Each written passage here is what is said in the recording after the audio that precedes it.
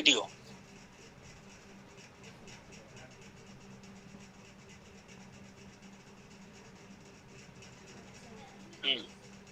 आवाज आ रही है? जी गुरुजी। प्रणाम गुरुजी रहते हैं लोग में ऑफ नहीं कर सकते, कई बार बोलने से बंद हाँ,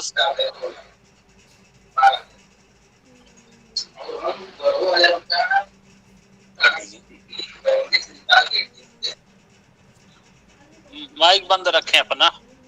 गिरिराज, या वीडियो बंद कर लीजिए अपना। चलिए शुरू करते हैं।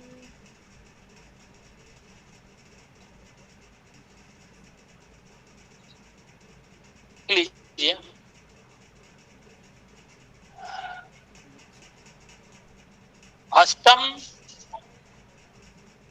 अष्टमेश पर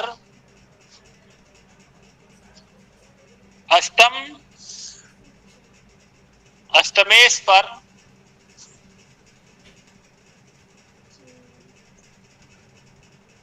पापक ग्रहों का प्रभाव हो तो अष्टमेश पर पाप ग्रहों का प्रभाव हो तो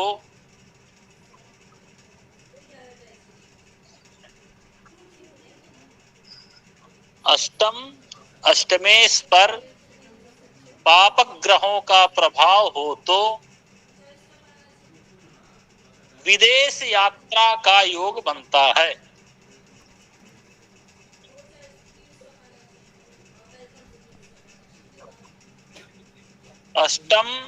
अष्टमेश पर पापक ग्रहों का प्रभाव हो तो विदेश यात्रा योग बनता है। क्या लिखे हैं? अष्टमेश पर पाप ग्रह का प्रभाव हो तो विदेश यात्रा का योग बनता है। ठीक, बहुत बढ़िया। आइए अब इसको उदाहरण के माध्यम से समझते हैं।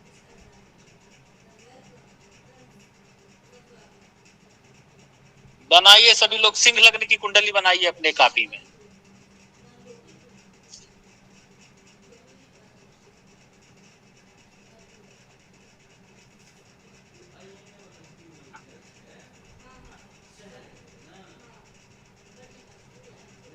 सिंह लग्न की कुंडली बनाइए सब लोग।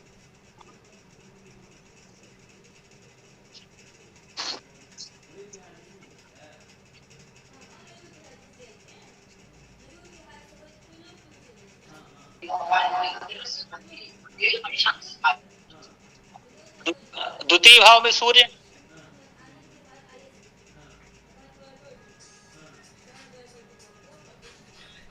तृतीय भाव में शुक्र बुध, यहाँ शुक्र और बुध को कर दीजिए। ठीक। षष्ठ भाव में राहु और चंद्रमा को कर दीजिए। सप्तम भाव में गुरु को कर दीजिए। ठीक। एकादश भाव में शनि को कर दीजिए। द्वादश भाव में केतु और मंगल को कर दीजिए। ठीक। अब फिर स्क्रीन दिख रहा है ना सबको? जी जी गुरुजी। बस अब आते हैं नियम, एक बार फिर देखते हैं। हमने पढ़ा अष्टमेश पर पापक ग्रहों का प्रभाव। पापक ग्रहों का प्रभाव कैसे होगा? जब ग्रह साथ में हो जाए या दृष्टि हो जाए। एक और प्रभाव होता है केंद्र स्थिति प्रभाव, उसको हम आगे बताएंगे। फिलहाल अभी हम दृष्टि युति लेंगे। अष्टमेश, तो पहले हम अष्टमेश पहचाने। अष्टम क्या है? ये भाव जो है ये अष्टम भाव है, जानते हैं। और अष्टम भाव में कौन सी राशि लिखी है? 12 लिखा है। तो 12 लिखा है तो चूंकि 12वीं राशि मीन है तो मीन का स्वामी गुरु अष्टमेश हो जाएगा। तो अष्टमेश कौन हो गया? गुरु। अब इसमें हमको पापक ग्रहों का प्रभाव देखना है, तो पहले आते हैं अष्टम पे। तो हमने दृष्टि बताया था सबको। ठीक। तो सूर्य द्वितीय भाव में बैठा है, तो सूर्य चूंकि शुभ ग्रह अशुभ ग्रह, शुभ ग्रह पापक ग्रह भी बताया था आपको, ठीक है। अब सूर्य चूंकि पापक ग्रह द्वितीय भाव में बैठा है, तो द्वितीय भाव से अपनी सप्तम दृष्टि से अष्टम भाव को देख रहा है। ये सब लोग जानते हैं, कोई डाउट नहीं होना चाहिए। दृष्टि पढ़ा है आपने और जानते हैं सूर्य पापक ग्रह, ये भी पढ़ा है आपने, ठीक है। जो नहीं पढ़े हैं क्लास मिस है, अब उनके लिए भी बताया गया है। 2 दिन उनके लिए भी क्लास रखी गई थी, तो भी जान गए होंगे। तो अष्टम भाव में हम देख रहे हैं, नंबर 1 सूर्य जो है पापक ग्रह, उसकी सीधी दृष्टि सप्तम दृष्टि अष्टम भाव में पड़ रही है। एक हो गया। अब चलिए और देखते हैं कि और पड़ रही है कि नहीं। गुरुजी मंगल की पड़ रही है, नीच के मंगल की अष्टम दृष्टि पड़ रही है। मंगल की अष्टम दृष्टि कहाँ पड़ रही है? सॉरी गलत। चलिए कोई बात नहीं। मंगल की अष्टम दृष्टि गुरु के ऊपर पड़ रही है, गुरु पर पड़ रही है, अष्टमेश होकर बैठे। शांत रहे, ठीक है, बंद रखिए माइक, शनि की दृष्टि पड़ रही है गुरुजी। बंद रखिए।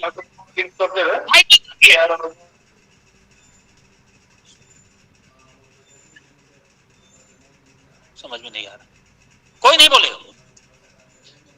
तो अष्टम भाव पे हमने देखा सूर्य की दृष्टि पड़ रही है, सप्तम दृष्टि, सूर्य पापक ग्रह।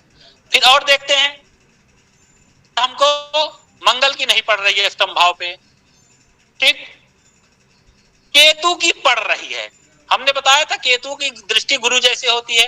तो देखिए केतु द्वादश भाव में है, तो केतु की सप्तम दृष्टि और पंचम नवम दृष्टि भी होती है। तो केतु की नवम दृष्टि अष्टम भाव पे पड़ रही है, ठीक। 2 पापी ग्रह हो गए। फिर शनि की दृष्टि पड़ रही कि नहीं देखना है हमको। पड़ रही है सर, दसम दृष्टि दसम पड़ रही है। नियम फिर देखते, नियम में हमने क्या लिखा है कि अष्टम अष्टमेश पर पापक ग्रहों का प्रभाव। तो पहले हम अष्टम पे आते हैं। तो अष्टम पे हमको सूर्य की दृष्टि, सप्तम दृष्टि, केतु की नवम दृष्टि सबको पढ़ाया जा चुका है। अब ये भी ना समझ में आए तो वो जाने, उनका काम जाने कैसे पढ़ देंगे, ठीक, ये भी बताया जा चुका है। फिर शनि की दसम दृष्टि अष्टम भाव पे पड़ रही है। 3 पापक ग्रहों की दृष्टि हो गई, अष्टम हो गया। अब आते हैं अष्टमेश पर। तो अष्टमेश कौन है? तो अष्टम भाव में लिखा है 12 राशि होती मीन का स्वामी होता है गुरु। तो अब गुरु पे हमको देखना पापक ग्रह रहा है कि नहीं। तो गुरु पे हम देख रहे हैं, जो द्वादश भाव में मंगल बैठा है, उसकी मंगल की दृष्टि हमने पढ़ा था कि सप्तम होती है और चतुर्थ और अष्टम होती है। तो मंगल अपनी अष्टम दृष्टि से अष्टमेश जो गुरु है उसको देख रहा है, ठीक। इस तरह से हम देख रहे हैं कि अष्टम अष्टमेश पर पापक ग्रहों का प्रभाव हो रहा है। दोनों में हो तो और बढ़िया, एक में हो तो थोड़ा कम कह सकते हैं। सामान्य व्यक्ति के लिए तो दोनों में चाहिए। अब जिनका विदेशों में संपर्क है, नात रिश्तेदार वगैरह सब परिवार है, तो उनके लिए तो एक योग भी रहेगा, चलेगा। तो अष्टम अष्टमेश तो दोनों पे हम पापक ग्रहों का प्रभाव देखेंगे। तो यहाँ पे हम कुंडली लिए, ये व्यक्ति है जो विदेश में जाकर के पढ़ाई की। हाँ, अब किस लिए विदेश जाएगा? पढ़ने जाएगा, घूमने जाएगा, बिजनेस के लिए जाएगा, नौकरी करने जाएगा या हनीमून मनाने जाएगा, किस लिए ये समय रहेगा तो आगे हम पढ़ेंगे। फिलहाल विदेश यात्रा हो। अब यहाँ पे ये बात आई कि अष्टम भाव क्यों लिया गया? अष्टम तो मृत्यु का स्थान होता है, ये विदेश के लिए क्यों लिया गया? तो देखिए, अब जो है आजकल के समय में विदेश जाना क्या हो गया है? फैशन हो गया है, ठीक। पहले के समय में विदेश यात्रा मृत्यु के समान मानी जाती थी। आप घर से दूर जाइए, कोई साधन नहीं, पहुंचने में कितना टाइम लग गया। घर में किसी को कुछ हो गया, आपको नहीं चलेगा, न उतने साधन थे। अब न इतने संसाधन हो गए कि तुरंत बैठिए, फ्लाइट बैठिए, पहुंच गए, मन किया तो फिर लौट आए, तुरंत घर की स्थिति आप वीडियो कॉल करके जान सकते हैं, लगातार आप संपर्क में बने रहे हैं। पहले ऐसा नहीं था, इसलिए हमारे यहाँ जो विदेश यात्रा है वो मृत्यु के समान कही गई है। इसका विचार अष्टम भाव से किया गया, ठीक। आप कुछ कहना चाह रहे हैं? कितने लोग, कितने का आएगा? चलिए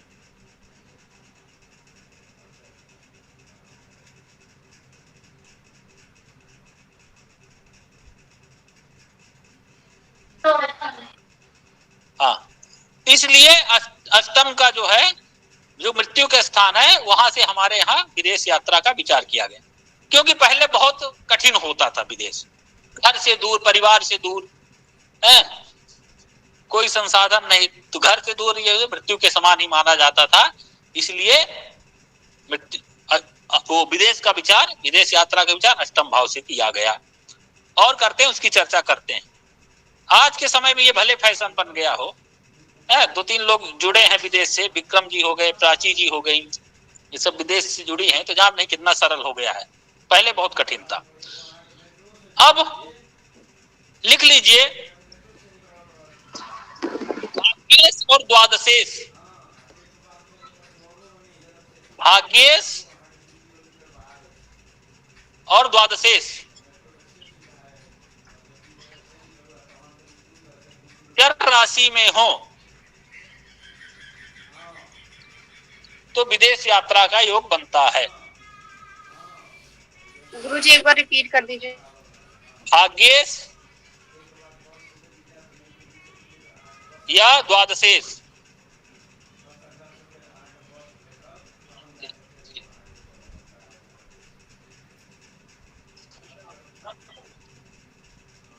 अलाउ करिए, नहीं हो, भाग्येश और द्वादशेश चर राशि में हो तो विदेश यात्रा का योग बनता है। ठीक, दोनों में से, दोनों हो तो ठीक है, नहीं दोनों में से एक भी हो तो ये भी विदेश यात्रा का योग बनाता है। उदाहरण के लिए जैसे मान लीजिए यहाँ भाग्येश, भाग्येश कहते हैं नवम भाव को, तो नवम भाव में लिखा एक मतलब होता है मेष, मेष का स्वामी मंगल, और मंगल कहीं चर राशि में बैठ जाए, तो चर राशि बताया गया है आप लोगों को 1 4 7 10, तो मंगल या तो यहीं बैठ जाए, या तो 4 में यहां बैठ जाए, या तो 10 यहां बैठ जाए, या तो यहां बैठ जाए। तो अगर मंगल आपको चर राशि में बैठा दिखाई दे तो भी आप कह सकते हैं विदेश यात्रा का योग। फिर द्वादशेश भी चर राशि में बैठे, द्वादशेश कौन हो गया? चंद्रमा। द्वादश भाव में लिखा है 4, चौथी राशि होती कर्क, कर्क का स्वामी चंद्रमा, तो चंद्रमा भी चर राशि में चाहे यहां बैठा दिखाई दे, चाहे यहां बैठा दिखाई दे, चाहे यहां बैठा दिखाई दे, और चाहे यहां, वो किसी भी लग्न में किसी भी कंडीशन, आपने तो ये लिखा नहीं द्वादशेश ये ग्रह हो, भाग्येश ये ग्रह हो, वो कोई भी ग्रह हो सकता है किसी भी कुंडली में, ठीक है, ये ध्यान रखना होगा। बस आप द्वादशेश भाग्येश चर राशि में दिखाई दे। हाँ, जो पहला वाला योग बताया अष्टम अष्टमेश वाला, ये प्रबल योग है, और ये वाला योग ये सामान्य योग में कह सकते हैं, जिसका बहुत पढ़ लिख लिया हो। देखिए विदेश यात्रा का ऐसा भी आपकी कुंडली मिल जाएगी कि विदेश यात्रा का योग है, कभी गया ही नहीं है, तो ये विवेक का प्रयोग देश काल परिस्थिति के अनुसार देख करके करेंगे फलादेश, बता दे रहा हूं। अब हर जगह चलते आदमी किसी को नहीं आप विदेश यात्रा, वो हाँ विदेश के लिए प्रयास कर रहा है, वो कुछ ऐसा बिजनेस कर रहा है, तो आप ये कहना आपके विदेश जाने का भाई योग है। अब कुछ ये तीनों प्रबल स्थिति बने तो आप कह सकते हैं विदेश जाने का योग बन रहा है। ठीक,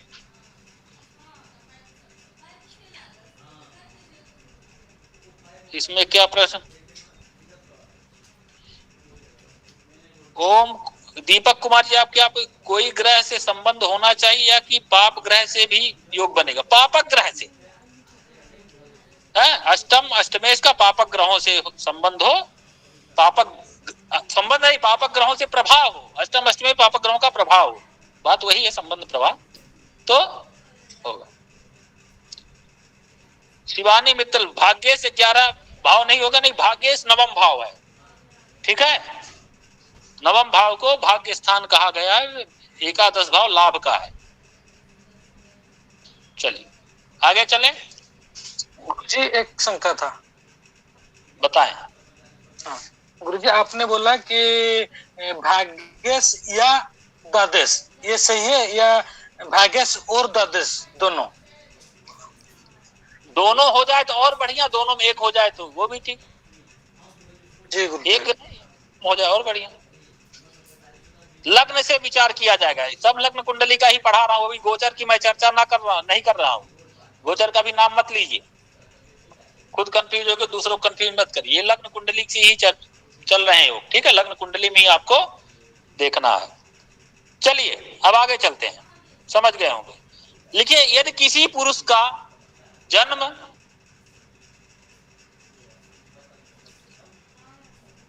जल्दी जल्दी लिखिए, यदि किसी पुरुष का जन्म दिन में हो,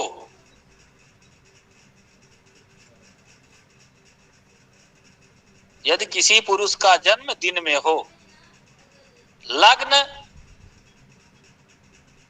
सूर्य तथा चंद्र तीनों, यदि किसी पुरुष का जन्म दिन में हो, लग्न सूर्य तथा चंद्र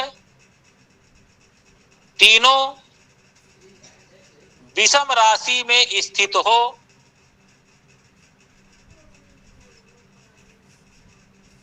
तो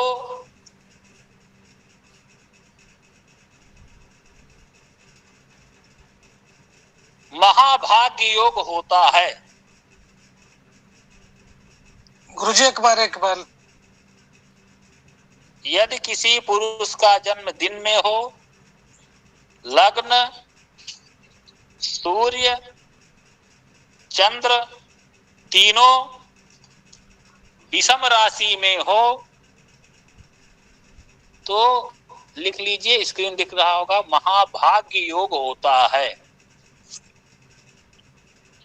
ठीक, अब देखिए, लिख लिया सब लोगों ने? जी गुरुजी। गुरुजी। पढ़े क्या लिखे हैं? यदि किसी पुरुष का जन्म दिन में हो, तो लग्न सूर्य तथा चंद्र तीनों विषम राशि में स्थित हो, तो महाभाग्य योग होता है।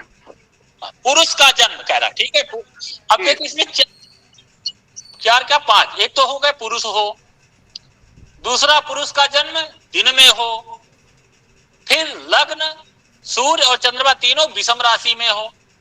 पांच कंडीशन कही, पांच में भी एक भी छूटा तो नहीं बनेगा। यो पोलियो कहता है ना, एक भी बच्चा छूटा सुरक्षा चक्र टूटा, ठीक उसी तरह पुरुष हो तो पुरुष का जन्म दिन में हो, जैसे सूर्य चंद्रमा लग्न तीनों विषम राशि में। मान लीजिए पुरुष की कुंडली है, पुरुष का जन्म दिन में हो गया, लग्न आपको विषम दिख रही है, ये होता है लग्न, ठीक। यहां आपको विषम दिख रही, 5 लिखा है, तो चलिए पुरुष हो गया, लग्न 5 हो गया। चंद्रमा को यहां बैठा दीजिए, विषम में हो गया। सूर्य भी मान लीजिए यहां बैठ जाए, तो आप क्या देख रहे हैं कि सूर्य चंद्रमा लग्न और पुरुष का जन्म दिन में है, ये तीनों जो है सब विषम राशि में, पुरुष का जन्म है दिन। अच्छा एक बात और उसके पहले समझ लीजिए, सूर्य की स्थिति से कुंडली में हम बता सकते हैं कि जन्म दिन में है या रात्रि में है, शॉर्टकट तरीका से। जैसे ये देखिए, आप लोग अपनी कुंडली में भी देख सकते हैं, ठीक। जैसे मान लीजिए किसी के कुंडली में सूर्य यहां है, तो कहीं ना कहीं ये जन्म सूर्योदय के आसपास ही हुआ होगा। अगर 2-2 घंटे का लग्न मान लें हम, तो यहाँ 6 से 7-8 बजे तक यहाँ किसी कुंडली में सूर्य बैठा है, तो जान लेंगे 7-8-9 बजे का जन्म होगा। यहाँ अगर सूर्य बैठा है, तो मैं वही जान लेंगे मध्यम मान से कि ये 9-10 से 11 बजे के आसपास। यहाँ सूर्य बैठा है तो जान लेंगे हम दोपहर का जन्म है। यहाँ अगर सूर्य बैठा है तो दोपहर के बाद वही 1-2 बजे का जन्म है, 2-3 बजे तक कह सकते हैं। यहाँ सूर्य बैठा है तो मान लीजिए यहाँ जन्म जो है शाम को 3 से 5 बजे के बीच का होगा। यहाँ अगर किसी कुंडली में सूर्य बैठा है तो समझ सकते हैं सूर्यास्त के आसपास का जन्म है। फिर ऐसे चलते जाएंगे, ये सूर्यास्त के बाद का, फिर ये रात के 8-9-10 बजे का, ये मध्य रात्रि का सूर्य हो। अगर किसी कुंडली में यहाँ बैठा है तो देख सकते हैं आप लोग अपनी कुंडली में, किसी को याद हो, किसी मान लीजिए सूर्य चतुर्थ भाव में बैठा हो तो आप जान जाएंगे ये मत ठीक। फिर सूर्य यहाँ है तो जान ली रात के 1-2 बजे का जन्म है, यहाँ बैठा 3-4 बजे का जन्म है। फिर यहाँ लग्न में आया तो समझ लीजिए आप कि भाई सूर्योदय सुबह के आसपास का जन्म है। देख सकते हैं आप लोग अपनी कुंडली, सिंपल सी बात है। तो बात हुई पुरुष का जन्म दिन में हो।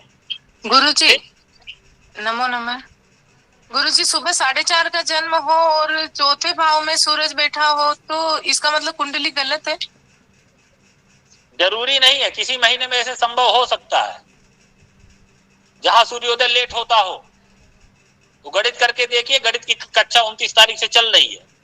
कैसे ये सब चीजें, मान लिया आपके पास कुंडली दिख गई, कभी कभी होता है कोई पुरानी कुंडली आपके पास आ गई, न इष्टकाल भया तो कुछ नहीं लिखा है।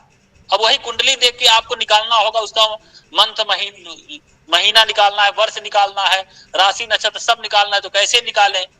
ये सब तमाम सूक्ष्म गणना के लिए 29 तारीख से सदाशिव परिसर ज्योतिष विभाग क्लास चला रहा है। ठीक है, विधि। हम तो कहेंगे जिसको कुंडली बनाना नहीं आता वो सीख ले, केवल फलादेश पे न रहे जी। ये मैं सामान बात किया, ठीक है, ऐसा नहीं, गलत भी नहीं कह सकते। किस महीने में कहा कैसे सूर्योदय, वो बात की बात। अभी मैं एक शॉर्टकट आपको तरीका बताया। तो ये देखिए, पुरुष का जन्म है दिन में, मान लीजिए सूर्य यहाँ बैठा है तो सीधी सी बात है दिन में जन्म है। चंद्रमा भी मान लीजिए विषम राशि में बैठ गया, कहीं भी यहीं बैठ गया, ठीक, लग्न विषम का है, तो ये महाभाग्य योग हो गया। पुरुष का जन्म है दिन में है, लग्न भी विषम में है, सूर्य भी विषम राशि में है और चंद्रमा भी विषम राशि में है, तो ये महाभाग्य योग बन गया। फिर अब स्त्री की कुंडली में इसी का उल्टा कर दीजिए, सारी चीजें उल्टी। लिखिए, स्त्री का जन्म यदि रात्रि में हुआ हो, यदि किसी स्त्री का जन्म रात्रि में हुआ हो,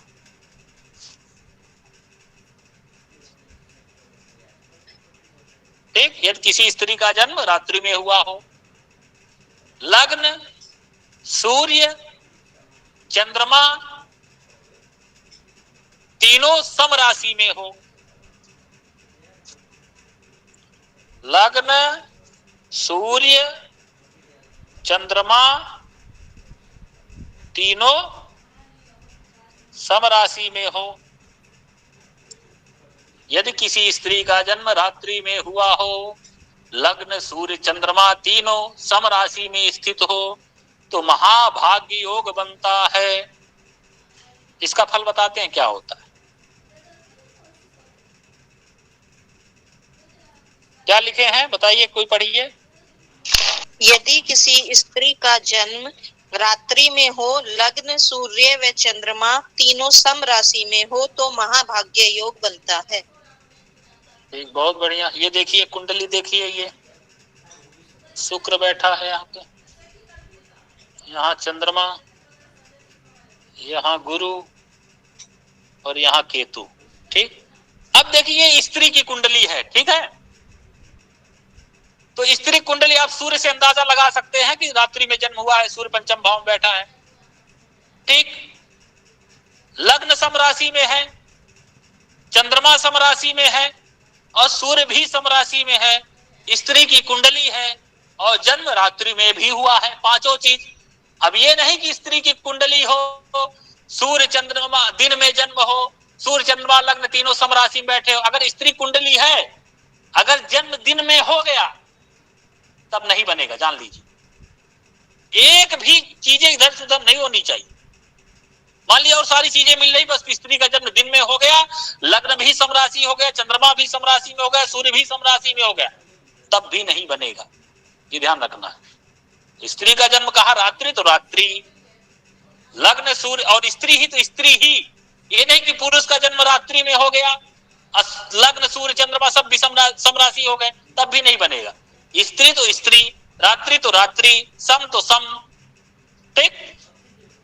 तब देखिए ये स्त्री कुंडली है, रात्रि में जन्म हुआ है, लग्न सम राशि में है, चंद्रमा भी सम राशि में है और सूर्य भी सम राशि में है, रात्रि का जन्म है ही, तो ये महाभाग्य योग बना रहा है। ये महाभाग्य लिख लीजिए, इसका फल क्या है? महान भाग्य की प्राप्ति होती है, महान भाग्य और धन की प्राप्ति होती है। इसका फल है दोनों, पुरुष और स्त्री दोनों की। क्या है? महान भाग्य और धन की प्राप्ति होती, मतलब भाग्यवान, भौतिक संसाधनों से युक्त। राजयोग में आता है, राजयोग मतलब भौतिक संसाधनों से युक्त, धन के वान होता है। अब इसी कुंडली को देख लीजिए। एक कुंडली जो है भारत के प्रथम महिला प्रधानमंत्री कुंडली है, जिन्होंने इमरजेंसी लगाया। तभी कल परसों मोदी जी मन की बात में जिक्र भी किए थे इमरजेंसी की। भारत के प्रथम महिला प्रधानमंत्री का है। और ज्यादा नहीं बताऊंगा, नहीं आप लोग समझ जाएंगे कि मैं इंदिरा गांधी की कुंडली की बात कर रहा हूं। ठीक है, ये उनकी कुंडली, उस महिला कुंडली प्रधानमंत्री की। देख लीजिए, उसकी कुंडली लगा सकते हैं, महान भाग्य और धन की प्राप्ति। ये महाभाग्य योग सबके समझ में आ गया है, मुझे जो लगता है। प्रश्न देख लें, किसी का आया है मैसेज में। महाभाग्य योग में लग्न की राशि देखी जाएगी या लग्नेश की राशि? लग्न की राशि। नियम में तो आपने लिखा ही नहीं कि लग्न है, लग्नेश का जिक्र किया ही नहीं है। लग्न देखा जाएगा कि लग्न में सम राशि बैठी कि विषम राशि बैठी। एक ही भाव में कुंभ राशि में हाउस में लग्नेश सूर्य और चंद्र हो तो महाभाग्य योग बनेगा। एक ही भाव में कुंभ राशि में, हाँ वो दिक्कत नहीं। अगर जो देखिए नौ भाव में कहीं भी बैठ जाए, नियम होना चाहिए। 9 भाव में अगर जो पुरुष का जन्म हो, 9 भाव में विषम राशि हो, उसमें सूर्य भी बैठ गया, चंद्रमा भी बैठ गया, और लग्न भी विषम है, पुरुष का जन्म है दिन में, तो बन जाएगा, उससे कोई दिक्कत नहीं। ठीक है, हाँ। माता पार्वती जी समझ गई आप? सर फिर से बोलिए सर, फिर से लिखवाइए सर। फिर से क्यों लिखवाएं? आपने नहीं लिखा? लिखा है सर और छूट गया शायद। कैसे छूट गया? नहीं, यही वाला जो आपने लास्ट में बताया वो वाला बताइए। क्या लास्ट में बताया मैंने? यही जो आपने बताया, आपने एक ही नवम भाव के अंदर। वो किसी का इनबॉक्स में प्रश्न आया है, हम गणेश जी हैं, हमारी माता जी पार्वती बनारस से हैं, उनका प्रश्न आया है। हाँ। तो उनमें मैं बता रहा हूँ। ठीक है, अच्छा ठीक। चलिए, उत्तरा जी में आप में योग बन रहा है। ठीक है, चलिए, समझ में आ गया? हमको लगता है सरल है। आगे चलते हैं, किसी को जिज्ञासा नहीं है हमको लगता है। ठीक है, अब और एक कुछ सरल योग पढ़ लेते हैं जल्दी से। देखिए कितने सरल सरल योग हैं, आपको कुंडली में मिल जाएगी। गुरुजी एक बात पूछनी थी, जो आपने अभी ये महाभाग्य योग के बारे में बताया है, अगर इसमें मान लो कि सूर्य चंद्रमा विषम राशि में होकर अगर लग्न में ही बैठ जाए दोनों ग्रह के साथ में, तो भी बनेगा क्या योग? किसके, पुरुष की कि स्त्री? पुरुष की कुंडली में या स्त्री कुंडली में विषम राशि में सूर्य चंद्रमा लग्न में ही बैठ जाए तो भी बन जाएगा ना योग? कहीं भी बैठे, नियम सब देखना है हमको, वो भाव की बात नहीं। अब लग्न में बैठेगा तो आपको देखना होगा कि दिन का जन्म है कि रात्रि का जन्म है, पुरुष का है कि स्त्री का। पुरुष का जन्म है अगर दिन में है, लग्न मान ली विषम है, वहीं सूर्य भी बैठा है, वहीं चंद्रमा भी बैठा है विषम में, तब बनेगा। जी जी, बस नियम देखना। कहीं नहीं कहा कि साथ में सूर्य चंद्रमा बैठे हो तब नहीं बनेगा। योग योग होते हैं ना, साथ में मान ली सूर्य चंद्रमा बैठ जाए, अब वही लोग कहेंगे कि अमावस्या का क्षीण चंद्रमा, लेकिन महाभाग्य योग भी तो बना रहा है। ठीक, जी गुरुजी। अब आगे लिख लीजिए, एक और सरल योग है, पढ़ लेते हैं। ये सब सारे योग मिलेंगे आपको कुंडली जब बनाने चलेंगे ना, तो मिलेंगे, दिखेंगे आपको। लिखिए, देखिए शुभ ग्रह आप लोगों को बताया ही गया था नैसर्गिक रूप से। बृहस्पति सर्वाधिक शुभ ग्रह है, फिर शुक्र है, फिर चंद्रमा है, बुध है, ये शुभ ग्रह है। फिर बाद में वो बता गया कि चंद्रमा क्षीण हो तो पाप में आ जाएगा, अब बुध पापक ग्रहों से अगर पाप। नैसर्गिक रूप से ये शुभ है। तो ये सारे नैसर्गिक शुभ ग्रह लिख लीजिए, सारे नैसर्गिक शुभ ग्रह लग्न अथवा चंद्र से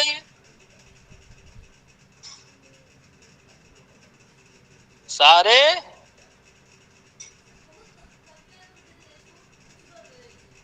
नैसर्गिक शुभग्रह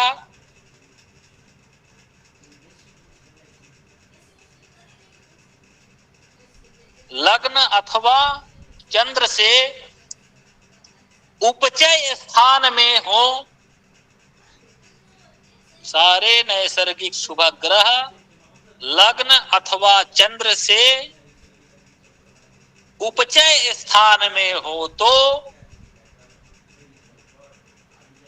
वसुमत योग बनता है। वसुमत या बसुमती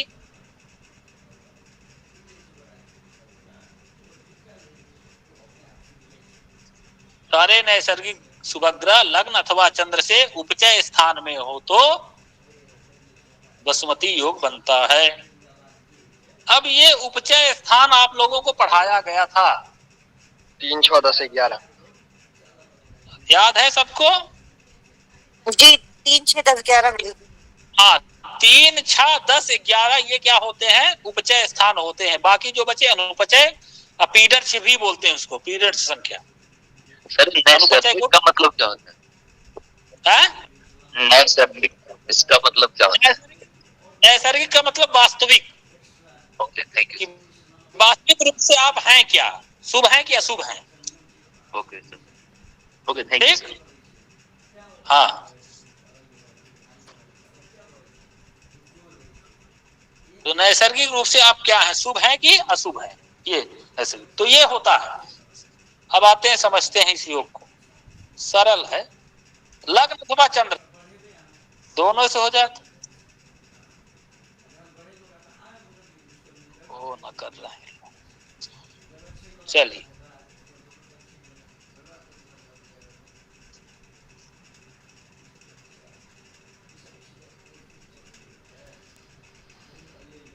इसी कुंडली को मान ले लीजिए।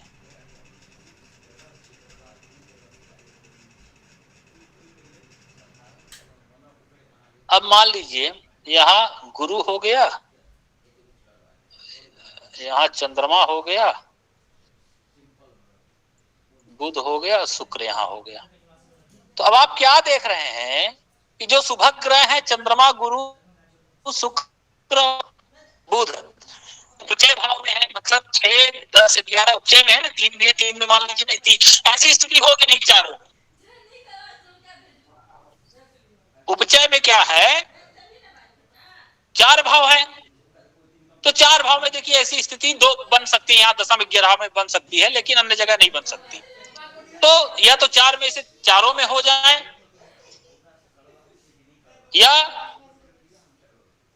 3 में हो जाए, या 2 में भी सिमट हो जाए। बस आपको देखे शुभ ग्रह लग्न से उपचय में हो। तो यहाँ देख रहे हैं 6ठे में चंद्रमा है, दशम में बुध गुरु है, और एकादश में शुक्र है। तो लग्न से सभी ग्रह उपचय, मतलब 3, 6, 10, 11 में है। 3 में तो नहीं है, 6, 10, 11 जो उपचय होता है 3, 6, 10, 11, उसमें से 3 को छोड़ के 6, 10, 11 उपचय में तो है, इसलिए बन जाएगा। अब मान लीजिए ये ऐसा भी हो सकता है, चंद्रमा को यहां कर दीजिए और गुरु को यहां, बुध को यहां और शुक्र को यहां। तो देख रहे हैं उपचय जो शुभ ग्रह 4 है, ये चंद्रमा से तो लग्न से उपचय में है, तो बसुमती योग बन गया। फिर ऐसा भी बन सकता है,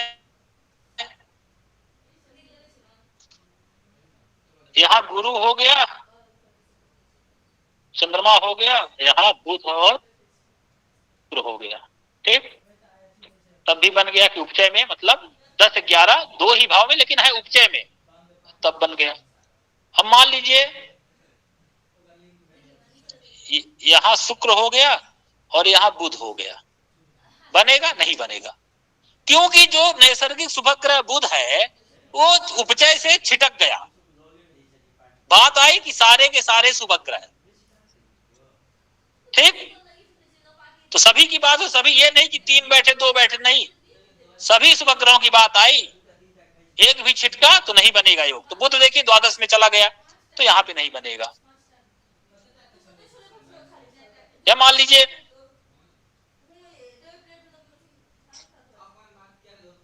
शुक्र तो तीसरे में हो गया, अब बुध जो है यहाँ पे हो गया, तब भी नहीं बनेगा। उपचय में 3 तो है, तीसरे में शुक्र है, 10वें में चंद्रमा और गुरु है, लेकिन बुध तो उपचय में नहीं है ना, बात आई सभी की। तब ऐसी स्थिति में बनेगा। ये तो लगने से हुआ। अब चंद्रमा से भी बताया।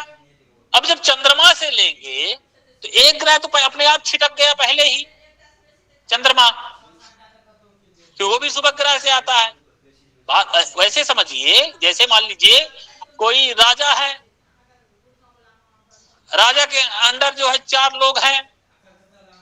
अब राजा कहीं चला गया, किसी को चार्ज दे गया, तो चारों में से एक कोई बन गया राजा, तो बचे कौन? 3। तो यही हाल यहाँ पे भी है। जब चंद्रमा आ जाएगा, आपने लिखा लग्न अथवा चंद्र से, जैसे अमला योग लिखा था लग्न अथवा चंद्र से, उसी तरह यहाँ पे भी चंद्र से। अब देखेंगे, मान लीजिए चंद्रमा कहीं भी यहाँ हो, अब बचे 3 ग्रह। 3 ग्रह मान लीजिए गुरु यहाँ हो जाए और शुक्र बुध यहाँ हो जाए, तो आप देख रहे हैं चंद्रमा से उपचय भाव में, मतलब चंद्रमा भाई लग्न का उपचय अपना अलग होगा 3, 6, 10, 11, और चंद्रमा का भी उपचय अपना अलग होगा 3, 6, 10, 11। तो चंद्रमा से तीसरे गुरु है और 10वें शुक्र बुध है, तो यहाँ पे ये बन गया बसुमती योग। अब मान लीजिए बुध यहाँ हो गया, हालांकि वहां बुध नहीं होगा, शुक्र बुध आसपास ही रहते हैं। मान लीजिए बुध यही है, गुरु यहाँ पे हो गया, यहाँ ना हो करके गुरु यहाँ हो गया, सॉरी गुरु, ठीक है, तो तब भी नहीं बनेगा। दशम में तो चंद्रमा दशम में बुध शुक्र है, वो अमला योग बनाएगा, लेकिन बसुमती योग नहीं बनाएगा, क्योंकि गुरु जो शुभ ग्रह है वो उपचय में नहीं है। तो सीधी सी बात है, लग्न अथवा चंद्र से आपको उपचय में दिखे तो आप बसुमती योग कहिए। दोनों से भी बन सकता है तो और बढ़िया।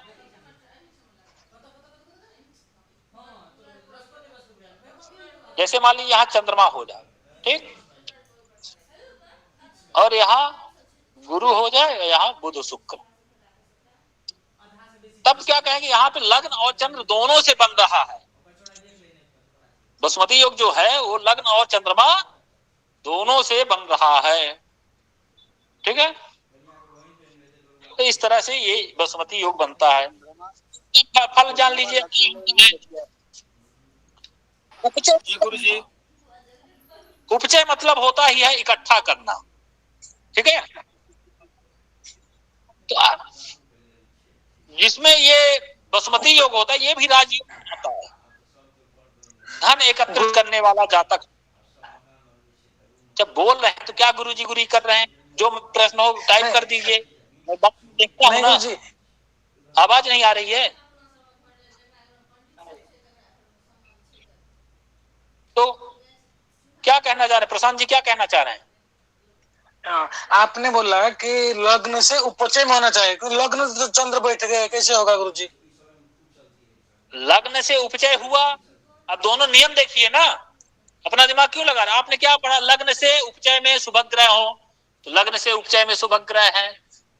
चंद्र से उपचय में शुभ ग्रह हो, तो चंद्र से उपचय में शुभ ग्रह है। ऐसी इसीलिए मैं दोनों उदाहरण बताया कि ऐसा स्थिति प्रबल मानी जाएगी। अगर ऐसी स्थिति आपको दिख रही, लग्न से उपचय में शुभ ग्रह हो गए, ठीक, चंद्रमा मान ली छिटक रहा है, लेकिन चंद्रमा तो बना रहा है, तो यहाँ पे क्या क्या राजा भी दो राजा हो गए, रखे, वो अपने अंडर ले लिया। बात आई समझ में? राजा दो, तो लग्न और चंद्रमा दोनों हो गया, बाकी जो 3 बचे शुभ ग्रह उनको भी अपने अंडर ले लिया, तो सब मिलके एक हो गए ना। ऐसी स्थिति प्रबल स्थिति आती है, इसलिए मैं वो उदाहरण देके बताया कि ऐसा हो, कंफ्यूज ना हो। अगर ऐसी स्थिति बन जाए तो ये प्रबल योग में आता है। तो बसुमती होता है इकट्ठा करना। ऐसा व्यक्ति राजयोग मतलब भौतिक संसाधनों से युक्त और पैसा संचय, धन संचय करने वाला होता है। खास करके देखा गया है ऐसे व्यक्तियों में।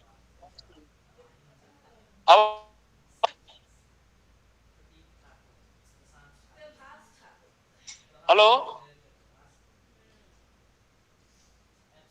जी गुरुजी आवाज चली गई, अभी आ रही है? अब आ गई। जी जी जो धन उपचय करने वाला होता है, ठीक है, तो ऐसा व्यक्ति अगर संग्रह करे, देखा गया है प्रायः कि जरूरत, मान लिए कोई निर्माण हो रहा है, चंदे की ही बात आई कि हमको जो है 50,000 की जरूरत है, और व्यक्ति गया बासमती योग वाला चंदा इकट्ठा करने, तो पता लगा 50,000 की जरूरत थी, मिल गया 1.5 लाख रुपया। घर बनवाने की आवश्यकता हुई, लाखों की जरूरत थी, लेकिन जैसे जैसे जरूरत पड़ती गई उसको मिलता गया, कमी नहीं हुई पैसे की। इस तरह से देखा गया, मतलब जब जैसी जरूरत पड़ी तो उसको पैसा मिलता गया। इस तरह से करेंगे। धन संचय करने वाला भी होता है, बासमती योग वाला है व्यक्ति धनवान होता है, राजयोग में आता है। ठीक है, किसी को कुछ समस्या प्रश्न आया है? गुरुजी एक प्रश्न है। मैसेज पहले, हाँ बोलिए क्या? गुरुजी यदि वसुमती योग में यदि बुध सूर्य के साथ बैठा हो तो उसकी शुभता ग्रहण होगी या नहीं होगी? इसीलिए मैंने पहले कह दिया कि सारे नैसर्गिक शुभ ग्रह, हाँ जी, हाँ, कि पापक ग्रह के साथ, लेकिन नैसर्गिक तो हुआ ना वास्तविक रूप से बुध। हाँ जी, हाँ जी, नैसर्गिक मैंने वहां पे नियम में लिखवाया कि इसमें लोग कंफ्यूज ना हो, सूर्य के साथ तो मंगल के साथ हो जाए क्या, कैसे? जी गुरुजी। ठीक है, हाँ। अब जैसे मैंने बासरपति योग जब पढ़ाया था तो शुभवार कहा, तो शुभवार में तो फिर बुध लिया ना हमने, चंद्रमा को लिया तो हाँ जी, चंद्रमा बुध तो जी, ठीक, तो उससे कोई, अगर जो उपचय में होगा तो वो ये बनेगा। जी गुरुजी, धन्यवाद। चंद्र आपका प्रश्न, चंद्र साथ सूर्य और शनि हो तो बासमती योग फिलहाल फर्क पड़ेगा क्या? अरुण शर्मा जी आप बताएं, बोल सकते हैं तो बोलिए। चंद्र साथ सूर्य हुआ या समझ में नहीं आ रहा? मतलब चंद्र के साथ, जी बताएं अरुण। चंद्र के साथ अगर सूर्य में जो है उसमें न्यूनता है, चंद्र के साथ सूर्य हो, अगर जो वो चंद्रमा बासुमती उपचय में है, लग्न से उपचय में है और बाकी ग्रह भी उपचय है, तो चंद्रमा के साथ सूर्य होने से भी बनेगा। इसीलिए नैसर्गिक की बात हमने की। जी ठीक है, चलिए अब गुरुजी, हाँ बोलिए। गुरुजी इसका और कोई फल होगा? धन संचय करने वाला राजयोग बनता है, वसुमती योग। हाँ राजयोग, हाँ ऐसे बात, मतलब बैंक बैलेंस रहता, और सारे राजयोग हो, ये भी हो, कुछ होता है कि कमाया खर्चा कर दिया, लेकिन ये ऐसा व्यक्ति वाला देखेंगे कि इसके पास जो है पैसे की कमी नहीं रहेगी, जब जरूरत पड़ेगी तो कहीं ना कहीं से भगवान व्यवस्था कर देंगे, आ जाता है। जी ठीक है, जी गुरु। चलिए, हाँ अब लिख लीजिए आगे कि षष्ठ भाव में मंगल या शनि सूर्य हो, षष्ठ भाव में मंगल या सूर्य हो, दोनों हो तो वो भी ठीक है। षष्ठ भाव में मंगल या सूर्य हो, पहले हम लिख लीजिए षष्ठ भाव में मंगल या सूर्य हो। दूसरे में लिख लीजिए षष्ठेश लग्न में बैठे, दूसरा षष्ठेश लग्न में बैठे, षष्ठेश लग्न में बैठे। तीसरा षष्ठेश अपने घर को देखे, पहला षष्ठ भाव में सूर्य या मंगल हो, दूसरा षष्ठेश लग्न में बैठे, तीसरा षष्ठेश अपने घर को देखे। तो शत्रुहंता योग बनता है। क्या? शत्रुहंता योग होता है। तीनों स्थिति लिख लिया?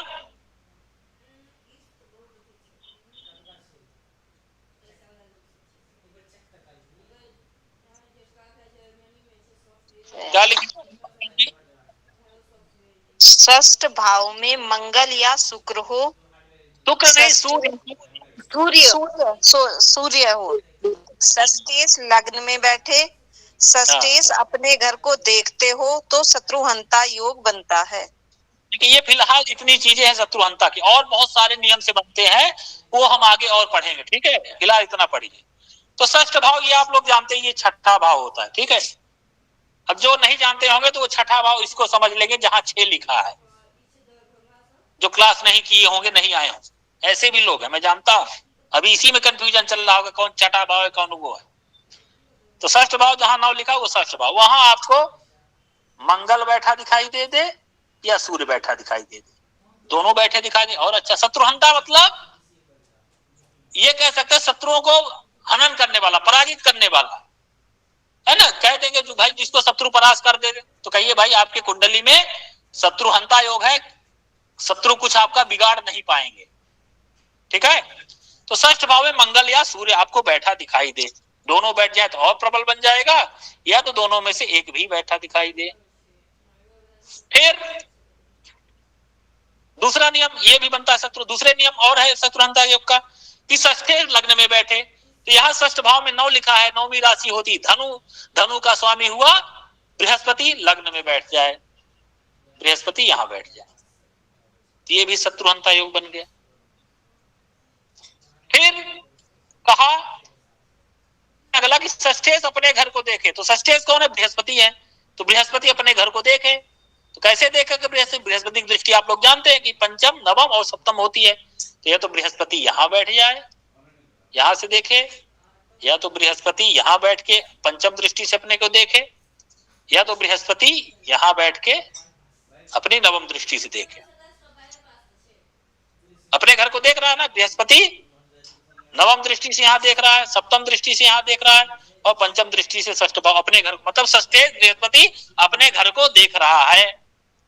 अब ये जरूरी नहीं, हमने षष्ठेश तो ग्रह का नाम नहीं लिया, ये कुंडली बनी बनाई दिख गई, इसलिए मैंने इसमें उदाहरण बता दिया। अब वो आप और कोई भी कुंडली होती, किसी भी लग्न की हो सकती है, वहां षष्ठेश कोई भी हो सकता है, और वो षष्ठेश अपने घर को देख लेगा तो शत्रुहंता योग बना देगा। ठीक, अब इसी तरह और बहुत सारे शत्रुहंता के योग बनते हैं, आगे जब हम पढ़ेंगे और योग तो उसमें से और योग आएंगे, और उसमें विदेश यात्रा के भी जिक्र होगा, तो वो सब हम क्रमशः धीरे धीरे पढ़ते जाएंगे। ठीक है, शत्रुहंता संबंधी किसी का प्रश्न? मेरा फल क्या होगा दीदी? गुरु जी, इसका फल क्या होगा? इसका फल बताया तो शत्रुओं को हनन करने वाला, जो नहीं कहते कि हम जजमान आते पूछते कि हमको शत्रु परेशान कर रहे हैं, तो उनको बताइए आप डरिए मत, आपकी कुंडली में शत्रुहंता योग है, शत्रु तो रहेंगे पर लेकिन कुछ बिगाड़ नहीं पाएंगे। ठीक है सर, कुछ छठवें भाग में ही बैठा हो तो हाँ, छठे भाव में मंगल या सूर्य जो है वो कहा लग्न पर मार्तंड भौम तनय हरिपक्षनासम। षष्ठ भाव में मंगल या शनि वो सूर्य हो तो शत्रुओं के समूह को नाश करता है, समूह को नाश कर देगा। यहाँ एक तो की बात ही। चलिए थोड़ा यदि षष्ठेश स्वयं छठवें घर में है, मतलब षष्ठम स्थान भाव में है, हाँ ये षष्ठेश अगर बैठ जाए ये हर से योग बनाता है, या 6, 8, 12 में बैठे तो भी ये करता है। ये मैं इसी लगा के आगे चर्चा करूंगा। षष्ठेश अपने घर में बैठे हर से योग बनाए, या 6, 8, 12 में बैठ जाए तो हर से योग बनाता है, ये भी शत्रुहंता योग में आता है। इसके अलावा जो आगे पढ़ेंगे सरल विमल योग, ये भी जो है शत्रुहंता में आते हैं। हमने कहा इसीलिए अभी केवल इतने का ही जिक्र किया मैंने।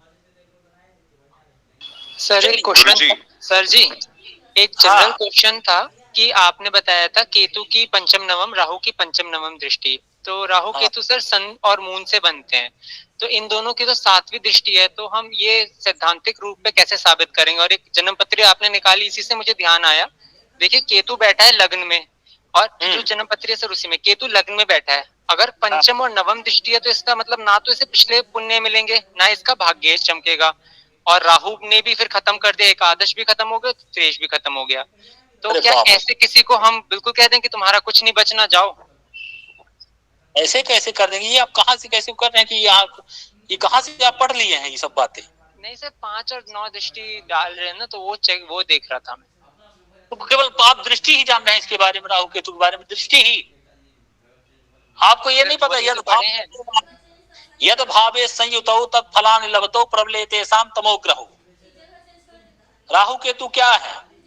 जहां रहे, जिसके साथ रहे वो भी असर करते हैं, ठीक है? जिसके साथ रहेंगे उससे फल देंगे। तो ऐसे हम थोड़ी की दृष्टि से मार उसको हम कह देंगे। सर यहाँ अकेले हैं तो फिर क्या करेंगे? हैं? सर इस वाले उसमें तो अकेले हैं तो क्या करेंगे? अकेले हैं तो क्या करेंगे? हाँ जी, ये हम है नहीं ना। क्या कर रहे हैं आप? इतना सैद्धांतिक इसमें सिद्धांत दृष्टि में कहाँ से घुसे रहे हैं आप? सैद्धांतिक दृष्टि से दृष्टि का क्या लेना देना?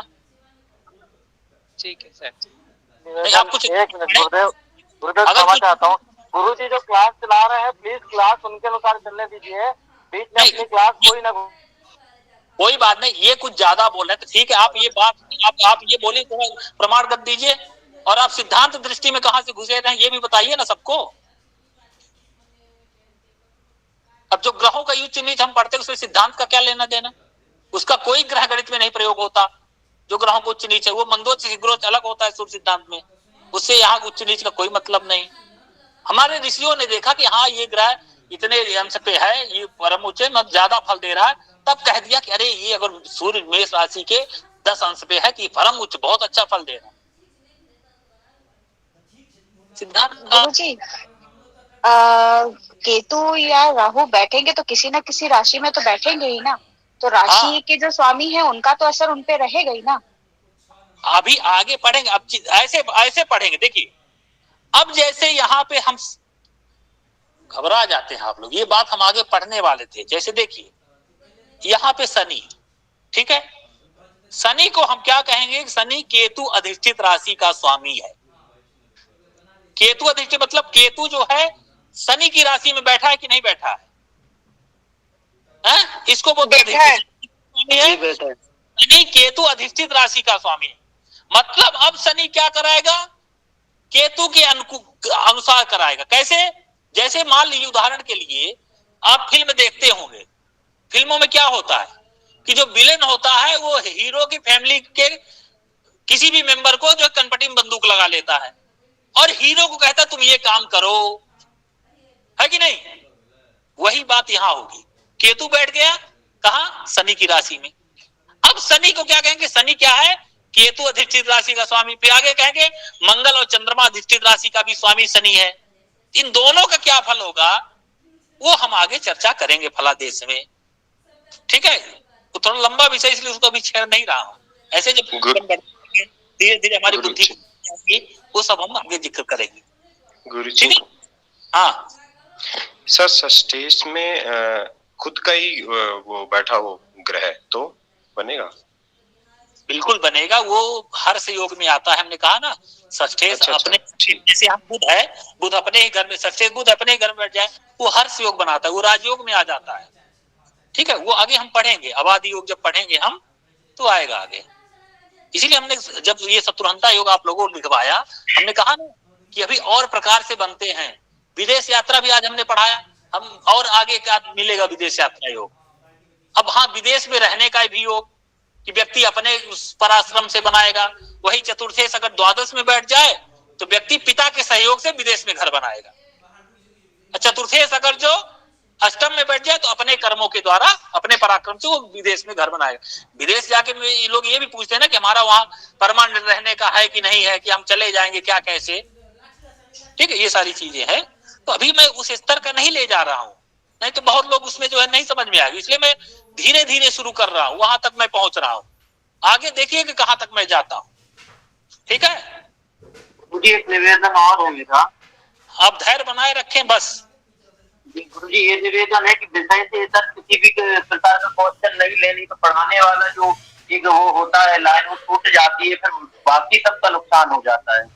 वही तो, अब कुछ लोग हैं जो थोड़ा बहुत मैं भी एक टीचर हूँ, मैं क्लास में पढ़ाता हूँ, तो बड़ा गुस्सा आता है जब कोई बच्चा विषय से अदर क्वेश्चन पूछता है, उसको बाद में हाँ, वो आधी गगरी जो है थोड़ा छलकती ज्यादा है, इसलिए कोई बात नहीं, होना चाहिए, उसी में वो तरह की बात याद है।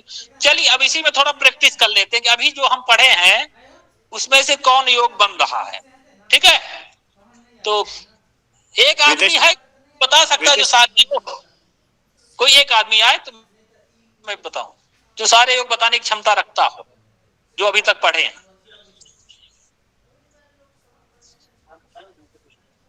प्रियांश जी बताएंगे आप? जी गुरुजी। बहुत बढ़िया, आइए जल्दी जल्दी बताइए, 3 मिनट बचा है। इसमें केदार योग है। केदार योग कैसे, ये भी दर्शकों को बताइए। जी गुरुजी, लग्न से चारों भाव में सारे ग्रह हैं, मतलब कुंडली में 4 भाव में सारे ग्रह होने के नाते केदार योग है गुरुजी। बहुत बढ़िया, नेक्स्ट।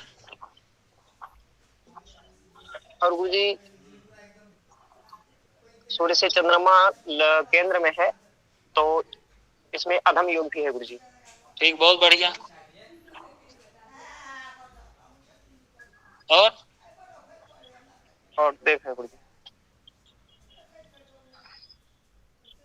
मुझे चंद्रमा से गुरु भी केंद्र में है, तो इसमें गजकेसरी योग है, तथा लग्न से दशम में शुक्र है तो अमला योग भी है गुरुजी। चंद्रमा से केंद्र में बृहस्पति है, दशम में बृहस्पति है तो गजकेसरी योग बना, और लग्न से दशम में शुक्र है तो जी अमला योग बना गुरुजी। तो अमला योग चंद्र से बनेगा कि नहीं? चंद्र में से तो भी बनेगा। जी चंद्र से भी बनेगा गुरुजी, लग्न से भी बनेगा। चंद्र से भी दशम में तो बुध गुरु है, तो वहां भी लग्न तो दोनों से अमला योग बन रहा है। बहुत बढ़िया जी गुरुजी। और इसमें चामर योग भी है गुरुजी, अगर बात की जाए बुध और गुरु के नाते, सूर्य के साथ बुध है तो ये हो सकता है कि चामर योग नहीं। जी गुरुजी, आपने पढ़ा कि लग्न में, सप्तम में और नवम या दशम में एक जी 10 में अगर 2 शुभ ग्रह हो तब चामर योग बनेगा। यही बुध गुरु अगर दशम में होते तब बनता। जी हम चंद्र से देख लेते गुरु। नहीं नहीं, एक चंद्र से नहीं देखना है। जी गुरुजी। चलिए, और विदेश यात्रा का योग भी बन रहा है गुरुजी, क्योंकि अष्टम और अष्टमेश में पाप ग्रहों की दृष्टि है गुरुजी। देखिए हम विदेश यात्रा के पंचम भाव में एक्सप्लेन करिए देवेंद्र जी, कैसे बन रहा है? क्योंकि पंचम भाव में मंगल की दृष्टि पड़ रही है गुरुजी, सप्तम दृष्टि मंगल की दृष्टि पड़ रही है गुरुजी। किस में? पंचम भाव में? अष्टम भाव में गुरुजी, सॉरी अष्टम भाव में। अष्टम भाव में मंगल की दृष्टि पड़ रही है गुरुजी, और राहु की दृष्टि सूर्य के ऊपर पड़ रही है गुरुजी, अष्टमेश के ऊपर पंचम दृष्टि। हाँ, तो इससे थोड़ा सा विदेश यात्रा का योग बनता है गुरुजी। ठीक, कह सकते हैं। चलिए, और पाप कर्तरी योग है सर। बाप, क्या बात है, बहुत बढ़िया। पाप कर्तरी योग है, कैसे है सर? लग्न के दोनों तरफ पाप ग्रह है, मतलब लग्न में 12वें और प्रथम भाव में। हाँ, लग्न से द्वितीय और जी द्वितीय और 12वें भाव में है तो पाप कर्तरी योग बन रहा है। ठीक, बहुत बढ़िया। और किसी को कुछ दिख रहा है? वसुमत और वसुमती योग भी है गुरुदेव। नैसर्गिक शुक्र जो है वो 10वें और 11वें भाव में, बुध गुरु और शुक्र नहीं, लेकिन चंद्रमा छिटक गया है, देख लीजिए। लग्न से केवल इधर क्या बोलते हैं, शुक्र तो दशम में हो गया, बुध गुरु भी हो गए दशम में, एकादश में, ठीक है, उपचय। लेकिन चंद्रमा द्वितीय में चला गया ना, तो इस तरह से ये बसुमती योग नहीं बनेगा। हाँ, चंद्र से अगर होते ये उपचय में तब बन जाता। लग्न से अथवा चंद्र से उपचय भाव में लिखे ना। हाँ, तो यहाँ हाँ, लग्न से नहीं, लग्न से जब लेंगे तो चंद्रमा भी आएगा। चंद्रमा छिटक गया, चंद्र से दशम में तो बुध गुरु। ठीक है। हाँ, मैं एक शब्द छोड़ रहा था, सारे छोड़ रहा था। कोई बात नहीं, चलिए। और किसी को दिख रहा है जो पढ़े हैं उसमें से अभी तक? लक्ष्मी योग है। लक्ष्मी योग अभी पढ़े ही नहीं तो कहां से आ गया? जो पहले पढ़े वो केवल अपने मन को काबू रखें, दिल थाम के रहें, उनसे भी पूछा जाएगा आगे। लक्ष्मी योग कैसे है? अभी जिसकी चर्चा नहीं की वो नहीं, जो पढ़े उसमें से बताइए। बासरपति योग। बासरपति योग कैसे? सूर्य के साथ बुध और गुरु। तो क्या आपको पता है इसका जन्म जो है बुधवार और गुरुवार को हुआ है? नहीं। तो आप ऐसा कह सकते हैं कि अगर जो इस जातक का जन्म बुधवार या गुरुवार को हुआ होगा तो इसका बासरपति योग बनेगा, ऐसे कह सकते हैं, कोई बात नहीं। लेकिन आपको पता नहीं कि ये जन्म किस दिन का है, मान लीजिए शनिवार का हो, तब ये कह सकते हैं कि सूर्य के साथ बुध गुरु बैठे हैं। अगर इस जातक का जन्म बुधवार को हुआ होगा या गुरुवार को हुआ होगा तब इस कुंडली में बासरपति योग बन रहा है। या इस जातक का जन्म शुक्रवार को हुआ होगा, शुक्र जो है अपनी शुक्र तुला राशि में बैठा है, तो ऐसा जातक स्त्री आसक्त रहेगा, ये कह सकते हैं ऐसा। ठीक है। वार तो अधम योग भी बन रहा है। तब बोला वार देखा है आपने? चलिए ठीक है। गुरुजी शुक्र दशम भाव में बैठा है लग्न से केंद्र में, तो अमला योग भी तो बन रहा है। अमला योग प्रियांश जी बता दिए हैं, लग्न और चंद्र दोनों से बन रहा है। आप जो बता रहे सुने नहीं। सूर्य से केंद्र में चंद्रमा है तो अधम योग भी बन रहा है। दरिद्र योग है। दरिद्र योग गुरुजी बना है। दरिद्र योग कैसे बना है? जब केंद्र में शुक्र है तो नहीं बनना कुछ दरिद्र केंद्र में चित्रो नास्ति बुधो नास्ति नास्ति केंद्रे बृहस्पति दसवें अंगारको नास्ति सा जाता किम करिष्यति। दसम भाव में शुक्र है ना, तो दरिद्र योग नहीं बनेगा। गुरुजी चंद्रादि योग। चंद्रादि योग कैसे? चंद्र से छठे सातवें आठवें भाव में शुक्र शुभ ग्रह दिख रहे हैं। चंद्रमा से छठे सातवें आठवें में शुभ ग्रह दिख रहे हैं। हाँ जी, सातवें आठ नहीं गलत है। ये कह सकते हैं अभ्यास की दृष्टि से चंद्रादि योग नहीं बन रहा है। क्यों नहीं? कि चंद्रमा से छठे सातवें आठवें शुभ ग्रह नहीं है, तो चंद्रादि योग नहीं बन रहा है, ऐसा कह सकते हैं। ये कह सकते हैं योग नहीं बन रहा, चंद्रमा से छठे आठ में बृहस्पति नहीं है। पर यदि जातक पुरुष है तो सुंदर पत्नी प्राप्ति का आंशिक योग बन रहा है। क्या बात है। जातक एक पुरुष है तो सप्तम भाव में विषम सम राशि है, सप्तमेश सप्तमेश नहीं है, सप्तमेश चंद्रमा विषम में है। चंद्रमा लेकिन इसको छोड़ के बाकी दोनों कंडीशंस पूरी हो रही है। वो भी विषम में बैठा है, गुरु सम में है, तो इसलिए नहीं। अब स्त्री कुंडली हो तब तो सप्तम में सप्तम में है और पति का काम में, तो थोड़ा तो बन जाएगा। अभ्यास करना है कुंडली खोल करके। अभ्यास नहीं करेंगे तो कोई मतलब नहीं रह जाएगा पढ़ने का, ये जान लीजिए। अभ्यास करिए, फिर देखिए आप क्या क्या सीखते जा रहे हैं। चलिए ठीक है, आज के लिए इतना ही। हाँ, सबको सूचना दे देता हूं, कल विश्वविद्यालय की छुट्टी, यहाँ रथ यात्रा है ना, तो करीब 10-15 लाख लोगों की भीड़ रहती है, इसलिए जो है कल नेटवर्क भी ठीक से काम नहीं करे, इसलिए कल जो है विश्वविद्यालय की छुट्टी होने से आप लोगों का भी अवकाश रहेगा। परसों से फिर हम जुड़ेंगे इसी समय, ठीक है? जी गुरुजी।